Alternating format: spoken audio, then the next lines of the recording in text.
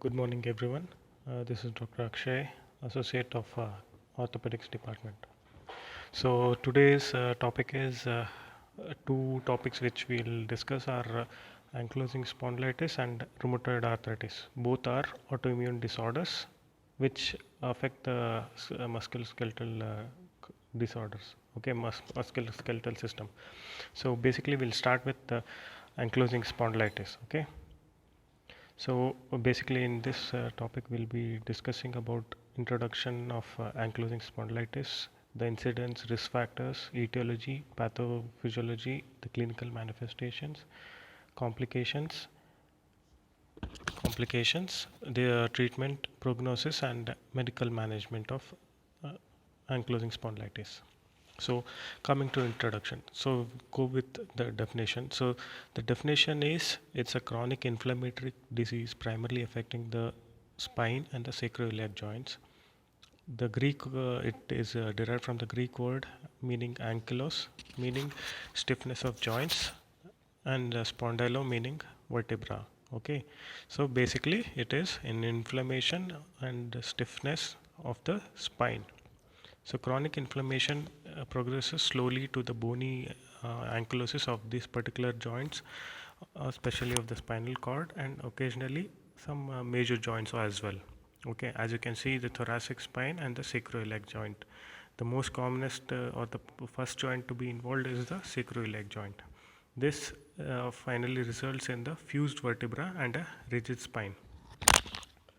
So this diagram shows various stages of the ankylosing spondylitis.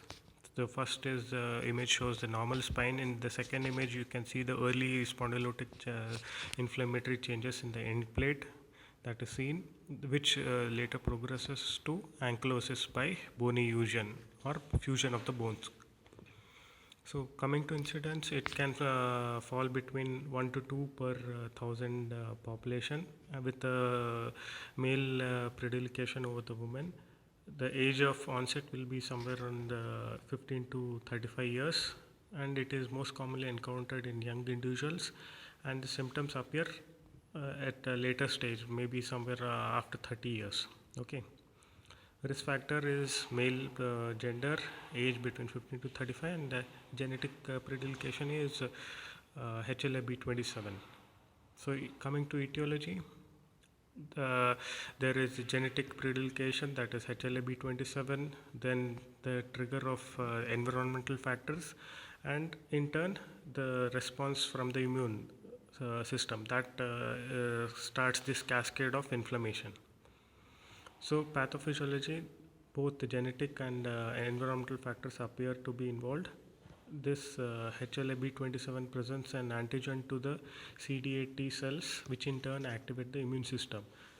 This activation leads to production of TNF alpha and interleukin 1, which play a major role in inflammatory reactions which attack the fibrocartilage, causing the inflammation and cartilage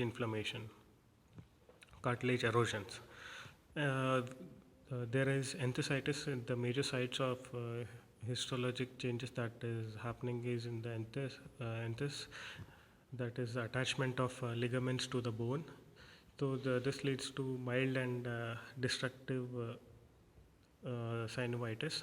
As the disease progresses, it destroys the nearby articular joints, articular tissues, as well as the joint structures. New cartilage cells are replaced by bone through fusion, resulting in spinal stiffness and immobility. So coming to the joints which are most commonly involved, it mainly involves all your axial skeletal system, that is the SI joint, intervertebral disc spaces, the costovertebral joints, then the peripheral joints, hip joints, shoulder joints, knee joints, and very rarely the peripheral joints as well. Clinical manifestation is pain, okay, and it is mainly associated or mainly seen after a prolonged period of rest, and also presents with stiffness. The pain is most commonly worse in the night or in the early mornings. It can also present at the tendon, okay, manifestation, that is because of the tendinitis. Yes, then the main clinical manifestation is also at the attachments of the ligaments to the bone, that we call it as enthesis. So inflammation of these sites, we call it as enthesitis. So where sites of Meniere's enthesitis can be supraspinatus, medial epicondyle, lateral epicondyle, iliac crest, greater trochanter, adductor tendon insertions, patella border, tibial tuberosity, Achilles tendon insertions, other structures. Other complications which include are anterior uveitis, then heart wall disorders, and as well as compressive fractures because of the weakening of the bones. Then coming to spinal fractures with patients with ankylosing spondylitis.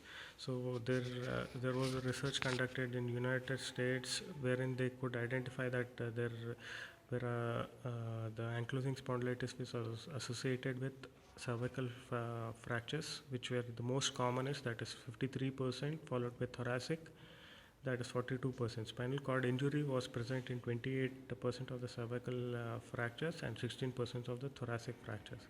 More than 10 patients had fractures in more than one region of the spine. 6.8% of patients died during their inpatient stay. Coming to the diagnosis. So basically the diagnosis is mainly done by your physical examination, the examination of the spine, wherein you can, the first thing which can be first found out is there is loss of lordosis due to the paraspinal muscle spasm. Okay, the image shows the normal curvature, and the second image shows the loss of your lumbar lordosis because of the muscle spasm. Okay, here this is the normal posture of an individual, and this is second image shows the posture of ankylosing spondylitis. Here there is increased thoracic kyphosis, forward thrust of the neck. Patient is up, trying to keep it upright. The hips balance is maintained by the hips. Then the knees are slightly flexed in the late stages, and in the later stages all these deformities tend to become fixed. Diagnosis can be made by using a simple radiograph. This shows in the earlier stage shows the fuzziness of the sacroiliac joint because it is the first one to get involved. Okay, so the clarity of the joint is totally disrupted, and in the X-ray of the lumbar spine you can have the typical presentation of a bamboo spine. Okay, because of the fusion of all the vertebral bodies, it appears like a piece of a bamboo. Okay, the same image which shows the bridging of each vertebral bodies. The classification for ankylosing spondylitis is by modified New York criteria. The two subheadings, clinical criteria and radiological criteria. Clinical criteria is basically low back pain with stiffness for more than 3 months, which improves with exercise but is not relieved with rest. It worsens with rest. Limitation of motion of the lumbar spine in both sagittal and frontal planes. Limitation of chest expansion, that is normal expansion relative to the normal values based on the age and sex corrected. Radiological criteria include sacroiliitis, that is grade 2 more than 2 or grade 2 or more than 2 with bilateral involvement, or grade 3 to 4 in unilateral cases. Okay. Then medical management. Here the mainstay is treating the symptoms, preventing or maintaining the skeletal mobility, and preventing deformities from increasing.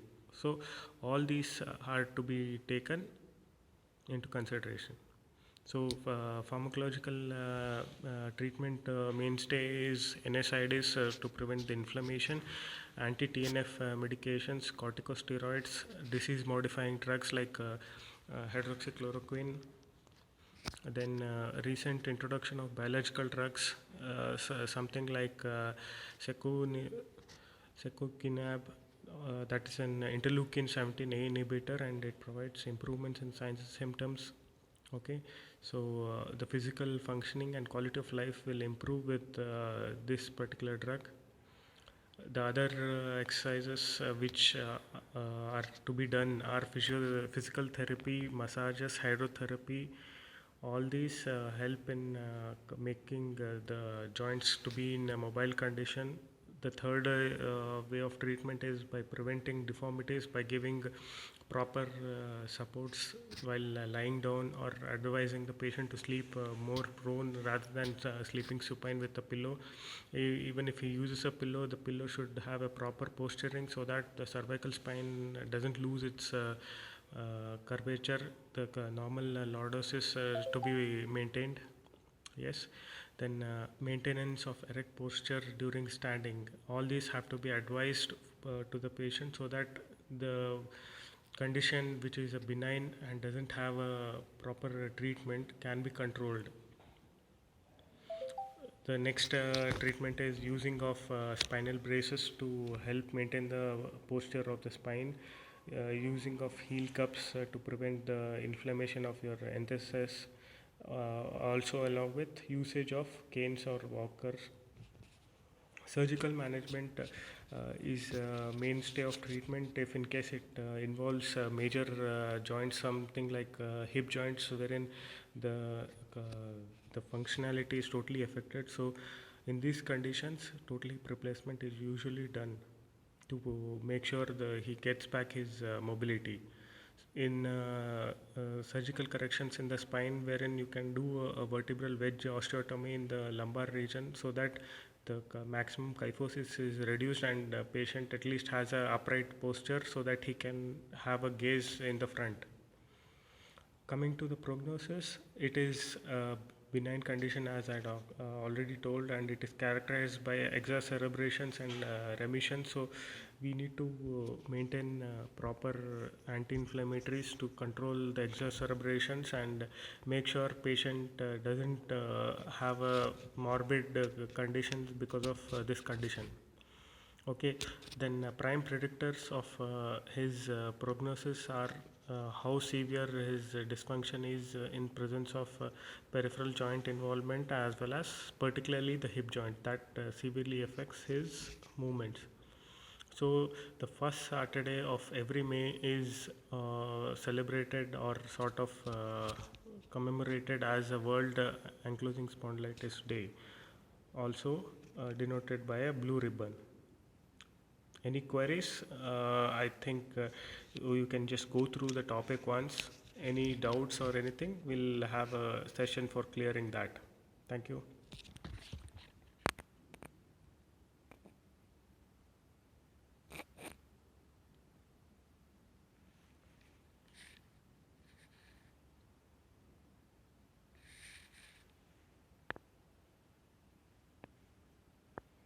So coming to the second topic.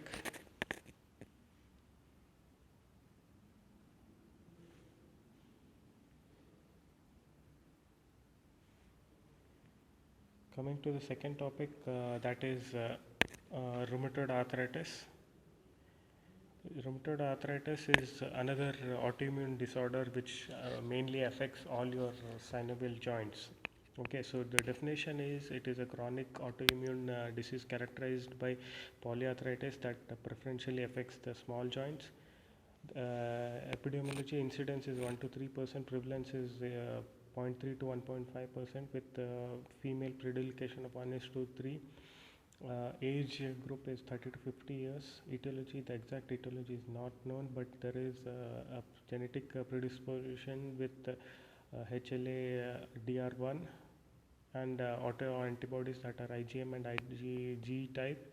Agents such as Mycoplasma, Clostridium, and other bacteria like Epstein-Barr virus have implicated in its etiology. Pathology, it follows in 4 stages. The stage 1 is preclinical. Before RA becomes clinically apparent, the immune pathology already begins. There is elevated ESRC reactive protein and elevated rheumatoid factor in the serum. Then in the second stage of synovitis, the synovial membrane gets inflamed and thickened. Joints and tendons are still intact. Stage 3, there is destruction. The persistent inflammation causes joints and tendon destruction. Articular cartilage gets eroded due to the proteolytic enzymes, and bone gets eroded by the granular tissue or osteoclastic resorption. This we call it as pannus, that eats away the joint. The stage 4, there is the formation of deformities, articular destruction, capsular stretching or contractures, and along with tendon ruptures. All these leads to deformities. Here, this is the 4 stages in the image. Stage 1 is normal, that is subclinical. Stage 2, there is synovitis along with joint inflammation. Stage 2, early destruction with periarticular erosions, and stage 3, that is advanced joint destruction and deformities. Joint affected in rheumatoid are most commonest are the metacarpophalangeal joints of your hands, proximal interphalangeal joints of fingers, wrist, knees, elbows and ankles. Least common are hip joints, temporomandibular joints. Uncommon are atlantoaxial joint and facet joints of your cervical spine. Clinical features are in the early stage you will find swelling, increased warmth, tenderness of the proximal fingers and joints and wrists, early morning stiffness. X-ray shows soft tissue swelling and periarticular osteoporosis. Disease progression is marked by restricted joint movements, isolated tendon ruptures at the wrist joint, subcutaneous nodules, also called as rheumatoid nodules, that is most commonly felt in the olecranon process. That is the most pathognomonic of rheumatoid arthritis. This image shows the swelling of all the proximal joints, that is typically the metacarpophalangeal joints and the proximal interphalangeal joints along with wrist. So in the later stages, joint deformity becomes apparent. Acute pain of synovitis is replaced by constant ache or low dull aching type of pain because of the joint destruction. And the typical deformities that you can see in a rheumatoid is ulnar deviation of the finger, radial displacement of the wrist, valgus knee, clawed toes, and all these lead to disturbed functions. Patient needs help in dressing or even doing his normal activity like eating. Okay, so these are the typical presentation. The swan neck deformity in that terminal phalanx. There is ulnar deviation of all the metacarpophalangeal joints. At metacarpophalangeal joints, botaneous deformity of the thumb. Okay. Then this is a typical swan neck deformity that is seen in rheumatoid arthritis. That is because of the involvement of the extensor tendon apparatus. Botaneous deformity, that is hyperflexion at the proximal interphalangeal joint, you can make out. Then there is ulnar deviation of the metacarpophalangeal joints. All are deviated towards the ulna.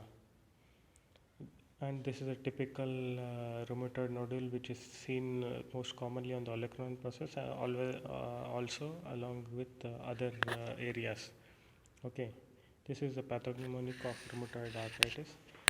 The extra articular manifestations of rheumatoid arthritis include muscle wasting, lymphadenopathy, skin atrophy, ulcerations, scleritis, vasculitis, and even peripheral sensory neuropathy. Coming to the criteria for defining rheumatoid arthritis. Coming to the criteria for defining rheumatoid arthritis are criterion include morning stiffness that should last more than 1 hour.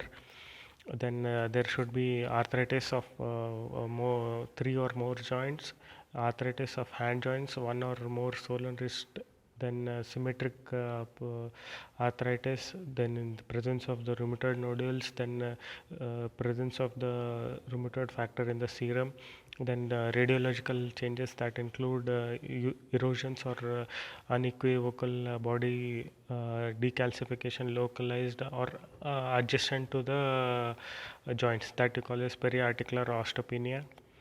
Then clinical criteria is large joints. There is scoring according to Euler criteria. So Each of these have been divided, described as seen in the image. Joint distribution is 0 to 5, serology is 0 to 3 symptoms, then acute phase reactants. All these I have points for each of them, and anything more than 6 means there is a definitive rheumatoid arthritis. Investigations, we can get x-rays, routine x-rays, then magnetic resonance imaging and ultrasound. All these are to confirm our diagnosis. X-ray, we can see in the early stages of rheumatoid arthritis, there is just presence of synovitis that can be seen as a soft tissue swelling and periarticular osteoporosis. In later stages, there is marked marginal bone erosions and narrowing of the articular spaces. In advanced diseases, articular destruction and joint deformities are obvious. This image shows various stages of the rheumatoid arthritis, and each of them showing their typical presentations. Investigations, we can continue with the blood investigations to identify the acute phase reactants like rheumatoid factor, which is an antibody in the body produced that is responsible for all these inflammatory reactions to go on. Then there is anti-cetylated protein antibodies, anti-CCP. So then this is 95% more sensitive. So the presence of anti-CCP means there is a possibility of high possibility of rheumatoid arthritis being there. Then coming to the differential diagnosis of rheumatoid arthritis, the most commonest are the systemic lupus erythematosus, osteoarthritis, and psoriatic arthropathy. Coming to the treatment, there is no cure for rheumatoid arthritis. As you know, it is an autoimmune disorder. So the mainstay of treatment is either medical or surgical management. In the medical management, the aim is mainly to control the inflammation as rapidly as possible, so that the destruction of the joints can be prevented. This can be done by using corticosteroids, disease modifying drugs. There is a big array. Currently, we have just mentioned the most commonest methotrexate and sulfasalazine, non-steroidal anti-inflammatory drugs, then biological therapies including TNF inhibitors, that is infliximab. Then disease modifying drugs, most commonly used are methotrexate, hydroxychloroquine, sulfasalazine, and leflunomide. Less commonly used are chloroquine, gold, cyclosporine A, D-penicillamine, minocycline, doxycycline, azathioprine. Physiotherapy and occupational therapy are mainly to maintain the muscle tone and joint mobility. The measures are balanced programs of exercises and advice to coping up with the daily activities, prevention of the deformities by using of splints and other orthotic devices. Surgical management is mainly indicated at any stage of disease if conservative measures alone are not effective, or conservative mode of treatment has failed. So in early stages, we do synovectomy, tendon repairs, tendon replacement, or even joint stabilization in case of early stages. In case of late stages, the indication is for a reconstructive surgery. So the severe joint destruction, the fixed flexion deformities, or the loss of functions that are there can be treated by either you doing arthrodesis, that is surgical fusion of a joint, osteotomy, and arthroplasty. Coming to complications, the most common complications are infections, because patients with rheumatoid arthritis, more so with the immune suppressant therapy using steroids, are more susceptible to infections, sudden deterioration, or increase in pain. We have to be alert to look out for septic arthritis. Then second is tendon ruptures, which can be most commonly seen around the wrist joint. There is damage to the joint capsule as well as the lining of the capsule, that is basically the synovial tissue, that get ruptured and get spilled into the surrounding soft tissues. There is secondary osteoarthritis because of the underlying inflammation. Prognosis, based on the disability, the daily living activities are grossly impaired. After 5 years of disease, approximately 33% sufferers can no longer work. After 10 years of disease, approximately 50% of sufferers have substantial functional disability because of the deformities. Some people have mild or short term symptoms, but in most cases, the disease is progressive for life.